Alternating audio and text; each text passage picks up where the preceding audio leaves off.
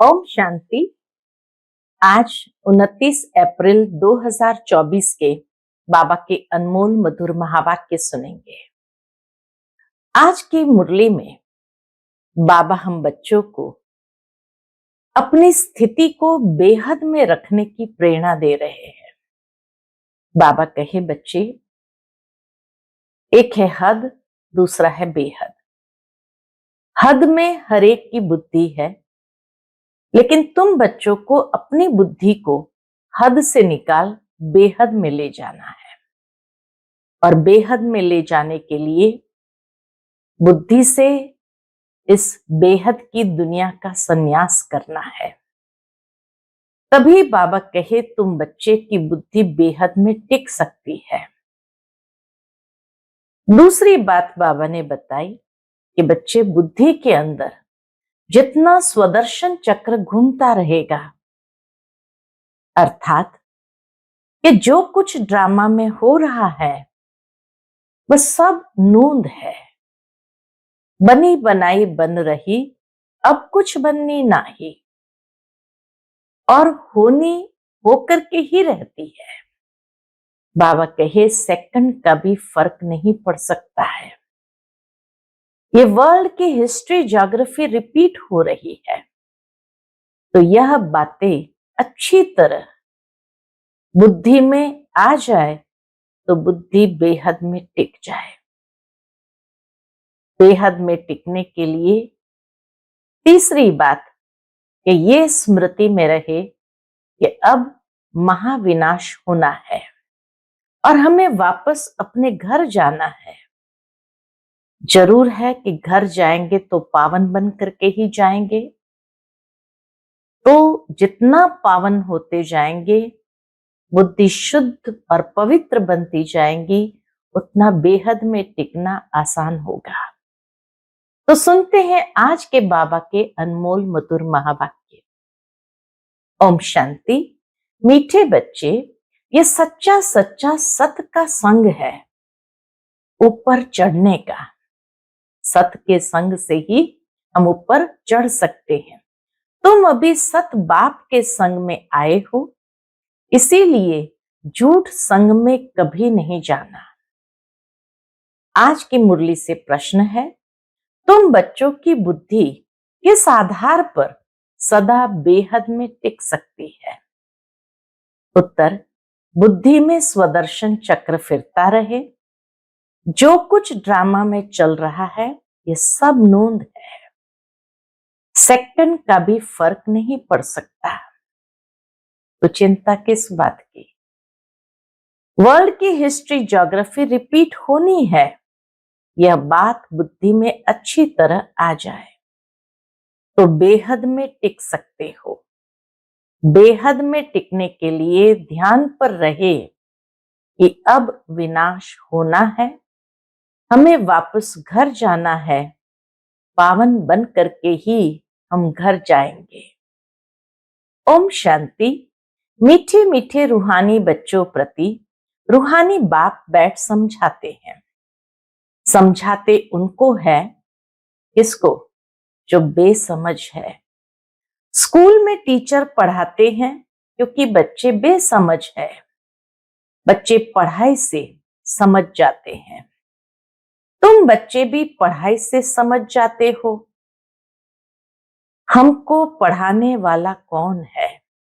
बाबा कहे पढ़ाई से ही समझ में आता है कि हमको पढ़ाने वाला कौन है। यह तो कभी भूलो नहीं, पढ़ाने वाला टीचर है, सुप्रीम बाप। तो उनकी मत पर चलना है, श्रेष्ठ बनना है। श्रेष्ठ ते श्रेष्ठ होते हैं सूर्यवंशी। बल चंद्रवंशी भी श्रेष्ठ है, परंतु यह है श्रेष्ठ ते श्रेष्ठ। तुम यहां आए हो इसलिए श्रेष्ठ ते श्रेष्ठ बनने। तुम बच्चे जानते हो हमको ऐसा बनना है। ऐसा स्कूल 5000 वर्ष बाद ही खुलता है। ऐसा स्कूल 5000 वर्ष बाद ही खुलता है। यहां तुम समझकर बैठे हो यह सचमुच सत का संग है। सत है ऊंचे ते ऊंच, उनका तुमको संग है। ऊंचे ते ऊंच का तुम्हें संग है। वह बैठकर सतयुग का श्रेष्ठ ते श्रेष्ठ देवता बनाते हैं, अर्थात फूल बनाते हैं। तुम कांटे से फूल बनते जाते हो। कोई फौरन बन जाते, कोई को टाइम लगता है। बच्चे जानते हैं यह है संगम युग। सो भी सिर्फ बच्चे जानते हैं। निश्चय है कि यह पुरुषोत्तम बनने का युग है। पुरुषोत्तम भी कौन सा? ऊंच ते ऊंच आदि सनातन देवी देवता धर्म के जो महाराजा महारानी है, वह बनने लिए तुम यहां आए हो। तुम समझते हो हम आए हैं बेहद के बाप से बेहद का सतयुगी सुख लेने। हद की जो भी बातें हैं वह सब खत्म हो जाती है। हद के बाप, हद के भाई, चाचे, काके, मामे, हद की पाई, पैसे की मिल्कियत आदि सब जिसमें बहुत मोह रहता है, ये सब खलास हो जाना है। बाबा कहे यह बात तुम जानते हो कि हद की जो भी बातें हैं सब खलास हो जाना है। बाप समझाते हैं यह मिल्कियत सब हद की है। अभी तुमको बेहद में चलना है। बेहद मिल्कियत प्राप्त करने के लिए तुम यहां आए हो। और तो सब है हद की चीजें। शरीर भी हद का है, बीमार पड़ता है, विनाश हो पड़ता है, अकाले मृत्यु हो जाता है। आजकल तो देखो क्या क्या बनाते रहते हैं। साइंस ने भी कमाल कर दी है। माया का पंप कितना है। साइंस वाले खूब हिम्मत कर रहे हैं। जिनके पास बहुत महल माड़ियां आदि है, वह तो समझते हैं अभी हमारे लिए सतयुग है। ये नहीं समझते कि सतयुग में एक धर्म होता है, वह नई दुनिया होती है। बाप कहते हैं बिल्कुल ही बेसमझ है। तुम कितने समझदार बनते हो। ऊपर चढ़ते हो, फिर सीढ़ी नीचे उतरते हो। सतयुग में तुम समझदार थे। बाबा स्मृति दिलाते हैं सतयुग में तुम समझदार थे, फिर 84 जन्म लेते लेते बेसमझ बनते हो। फिर बाप आकर समझदार बनाते हैं। जिसको समझदार को क्या कहेंगे? समझदार माना पारस बुद्धि, जिसको पारस बुद्धि कहते हैं। तुम जानते हो हम पारस बुद्धि बहुत समझदार थे। गीत भी है ना, बाबा आप जो वर्षा देते हैं, सारी जमीन आकाश के हम मालिक बन जाते हैं। तुम्हें पाके हमने सारा जहां, जहां तो क्या आसमान पा लिया। तो बाबा कहे गीत भी है ना कि सारी जमीन आकाश के हम मालिक बन जाते हैं। कोई भी हमसे छीन नहीं सकता, कोई का दखल नहीं हो सकता। बाप बहुत बहुत देते हैं। कितना देते हैं? अथाह देते हैं। इससे जास्ती कोई झोली भर न सके। जब ऐसा बाप मिला है जिसको आधा कल्प याद किया है, दुख में सिमरण करते हैं ना, जब सुख मिल जाता है फिर सिमरण करने की दरकार नहीं। दुख में सब सिमरण करते हैं, हाय राम, ओ राम, ऐसे अनेक प्रकार के अक्षर बोलते हैं। सतयुग में ऐसा कोई भी अक्षर होता नहीं। परमात्मा का परिचय ही नहीं, न भगवान को कोई याद करते, तो ऐसा कोई भी अक्षर होता ही नहीं। तुम बच्चे यहां आए हो इसलिए पढ़ने के लिए बाप के सन्मुख बाप के डायरेक्ट वर्जन सुनते हो। इनडायरेक्ट ज्ञान बाप देते नहीं, ज्ञान डायरेक्ट ही मिलता है, बाप को आना पड़ता है। कहते हैं मीठे मीठे बच्चों के पास आया हूं, मुझे बुलाते हो ओ बाप दादा। बाप भी रिस्पॉन्स करते हैं, ओ बच्चे अब मुझे अच्छी रीति याद करो, भूलो नहीं, माया के विघ्न तो अनेक आएंगे, तुम्हारी पढ़ाई छुड़ाए तुमको देह अभिमान में लाएंगे। इसलिए खबरदार रहो, यह सच्चा सच्चा सत्संग है ऊपर चढ़ने का। वह सब सत्संग आदि है उतराई के, सत का संग एक ही बार होता है, झूठ संग जन्म जन्मांतर अनेक बार होते हैं। बाप बच्चों को कहते हैं यह तुम्हारा अंतिम जन्म है, अब वहां चलना है जहां कोई अप्राप्त वस्तु नहीं होती, जिसके लिए ही तुम पुरुषार्थ कर रहे हो। यह जो बाबा कहते हैं यह तो तुम अभी सुनते हो, वहां ये कुछ भी पता नहीं पड़ेगा। अभी तुम कहां जाते हो? अपने सुखधाम। सुखधाम तुम्हारा ही था, तुम सुखधाम में थे, अब दुखधाम में हो। बाबा ने बहुत बहुत सहज रास्ता बताया है, वही याद करो। हमारा घर है शांति धाम, वहां से हम स्वर्ग में आएंगे और कोई स्वर्ग में आता ही नहीं है सिवाय तुम्हारे। तो तुम ही सिमरण करेंगे। जब हम ही स्वर्ग में आते हैं तो बाबा कहे तुम ही सिमरण करेंगे। हम पहले सुख में जाते हैं फिर दुख में। कलयुग में सुख धाम होता ही नहीं, सुख मिलता ही नहीं। इसीलिए सन्यासी भी कहते हैं सुख कागविष्टा समान है। कलयुग में सुख कागविष्टा समान है। अभी बच्चे समझते हैं बाबा आया है हमको घर ले चलने, हम पतितों को पावन बनाकर ले जाएंगे, पावन बनेंगे याद की यात्रा से। यात्रा पर बहुत नीचे ऊपर होते हैं, कोई तो बीमार पड़ जाते हैं फिर लौट आते हैं, यह भी ऐसे है। यह है रूहानी यात्रा, अंतमति सुगति हो जाएगी। हम अपने शांति धाम में जा रहे हैं, है बहुत सहज, परंतु माया बहुत भुलाती है। तुम्हारी युद्ध माया के साथ है। बाप बहुत सहज कर समझाते हैं हम अभी शांति धाम जाते हैं, बाप को ही याद करते हैं, दैवी गुण धारण करते हैं, पवित्र बनते हैं।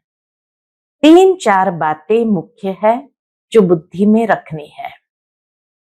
विनाश तो होना ही है। 5000 वर्ष पहले भी हम गए थे, फिर पहले पहले हम ही आएंगे। गायन भी है ना, राम गयो रावण गयो, गयो बहु परिवार। जाना तो सबको है शांति धाम। तुम जो पढ़ते हो उस पढ़ाई अनुसार पद पाते हो। तुम्हारी एम ऑब्जेक्ट सामने खड़ी है। कोई कहे हम साक्षात्कार करें, यह चित्र लक्ष्मी नारायण का साक्षात्कार नहीं है तो फिर क्या है? कई सोचते हैं बाबा हमें साक्षात्कार कराए। बाबा कहे लक्ष्मी नारायण के चित्र जो है क्या ये साक्षात्कार नहीं है? इसके सिवाय किसका साक्षात्कार करना है? बेहद के बाप का, और तो कोई साक्षात्कार काम के है नहीं। बाबा कहे और तो कोई साक्षात्कार काम के नहीं। बाबा का साक्षात्कार चाहते हैं, बाबा से मीठी और कोई चीज नहीं। बाप कहते हैं मीठे बच्चों पहले अपना साक्षात्कार किया है। आत्मा कहती है कि बाबा का साक्षात्कार करे, तो अपना साक्षात्कार किया है, यह तो तुम बच्चे जान गए हो। अब समझ मिली है, हम आत्मा है, हमारा घर है शांति धाम।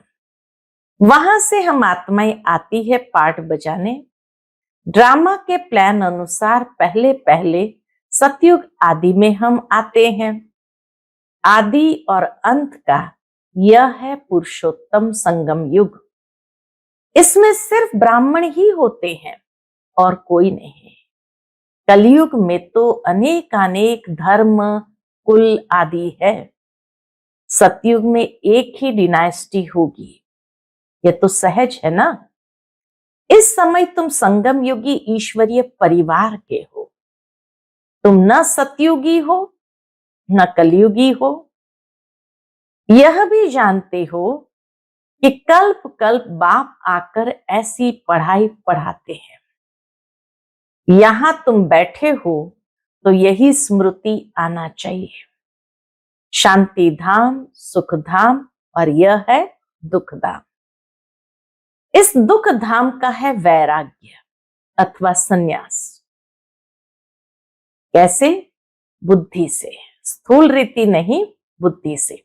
तो बाबा कहे इस दुख धाम का है वैराग अथवा संन्यास बुद्धि से।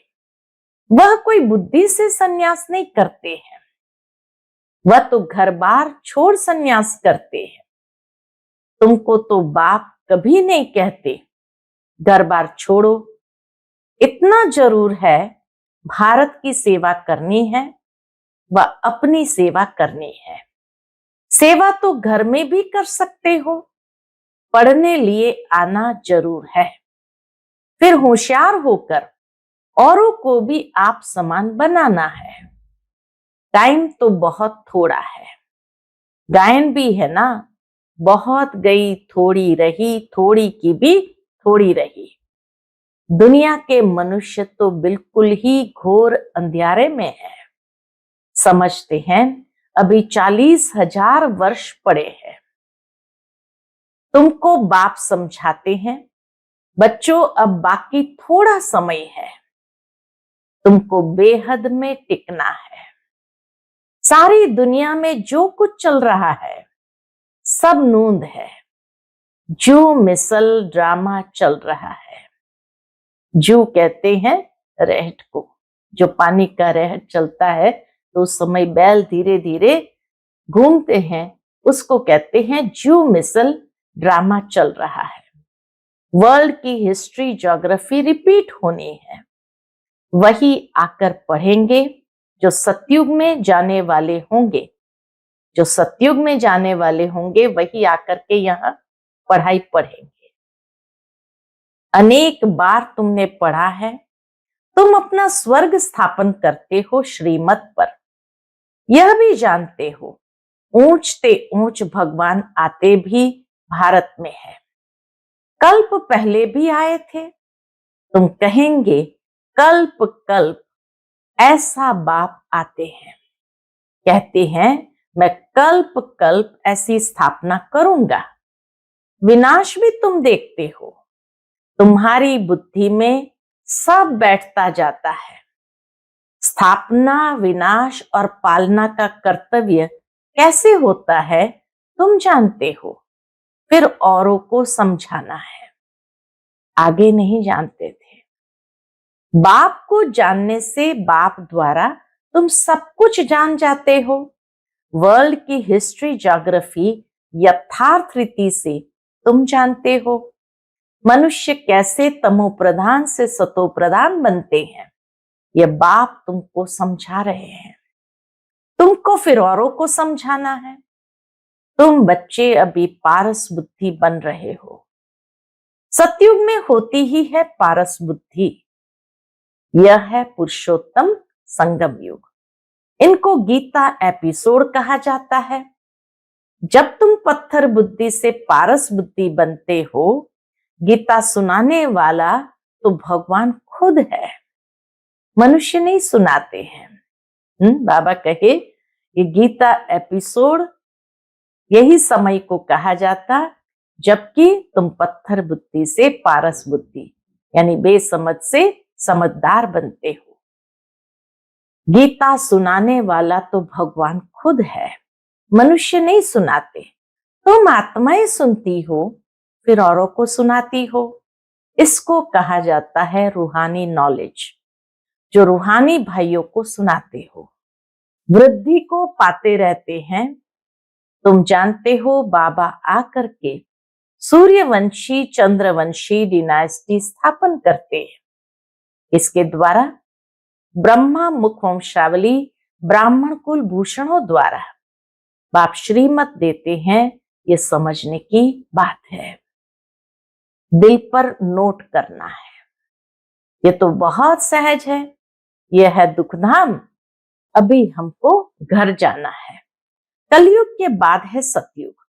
बात तो बहुत छोटी और सहज है। भल तुम न पढ़े हो तो भी कोई हर्जा नहीं है। जरूरी नहीं कि ज्ञान समझने के लिए पढ़े लिखे ही होना चाहिए। जो पढ़ना जानते हैं उनसे फिर सुनना चाहिए। शिव बाबा है सब आत्माओं का बाप। अभी उनसे वर्षा लेना है। बाप पर निश्चय करेंगे तो स्वर्ग का वर्षा मिलेगा। अंदर में भी अजपा जाप चलता रहे। शिव बाबा से बेहद सुख स्वर्ग का वर्षा मिल रहा है। शिव बाबा से हमको बेहद सुख स्वर्ग का वर्षा मिल रहा है। इसलिए शिव बाबा को जरूर याद करना है।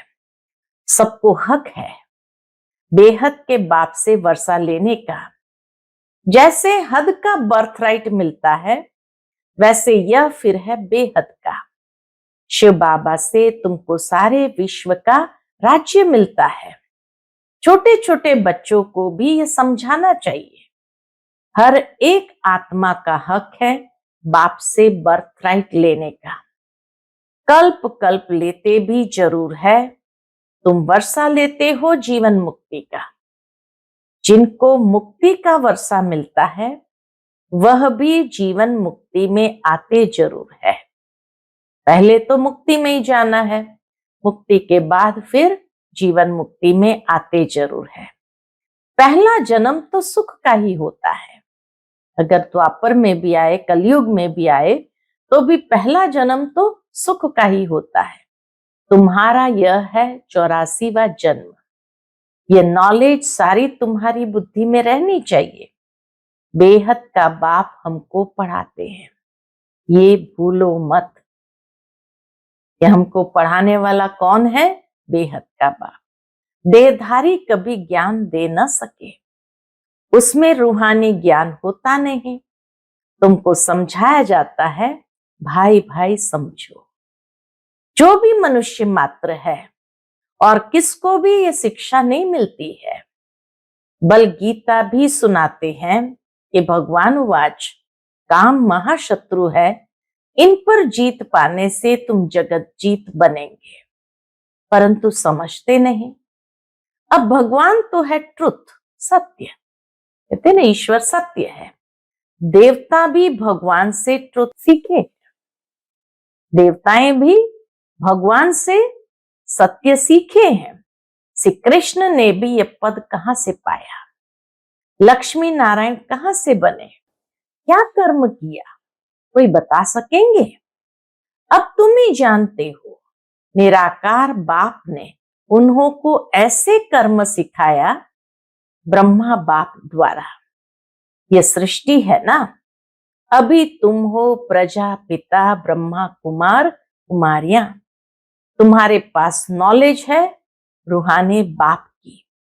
तुम समझते हो हम भगवान को जान गए हैं। ऊंचते ऊंच व निराकार है, उसका साकार रूप नहीं। बाकी जो भी देखते हो वह साकार है। मंदिरों में भी लिंग देखते हो, अर्थात उनको शरीर नहीं। ऐसे नहीं कि वह नाम रूप से न्यारा है। हाँ, और सब देहधारियों के नाम पढ़ते हैं, जन्म पत्री है। शिव बाबा तो है निराकार, उनकी जन्म पत्री नहीं है। श्री कृष्ण की है नंबर 1। शिव जयंती भी मनाते हैं। शिव बाबा है निराकार कल्याणकारी। बाप आते हैं तो जरूर वर्षा देंगे। उनका नाम शिव है।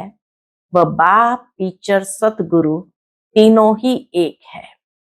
कितना अच्छी रीति पढ़ाते हैं। बाबा आकर के हम बच्चों को कितना अच्छी रीति पढ़ाते हैं। अच्छा, मीठे मीठे सिकिलते बच्चों प्रति माता पिता बाप दादा का याद प्यार और गुड मॉर्निंग। रूहानी बाप की रूहानी बच्चों को नमस्ते। हम सभी रूहानी बच्चों की रूहानी माता पिता बाप दादा को याद प्यार, गुड मॉर्निंग और नमस्ते। नमस्ते। शुक्रिया बाबा, शुक्रिया। आज की मुरली से धारणा के लिए मुख्य सार है।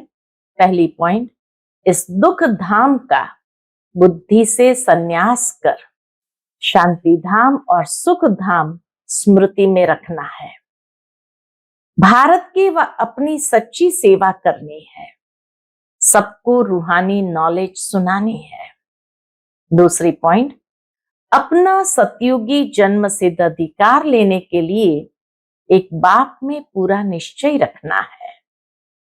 अंदर से अजपा जाप करते रहना है। पढ़ाई रोज जरूर पढ़नी है। आज का बाप दादा का मधुर वरदान हम बच्चों के प्रति है। सर्व संबंधों की अनुभूति के साथ प्राप्तियों की खुशी का अनुभव करने वाले तृप्त आत्मा भव।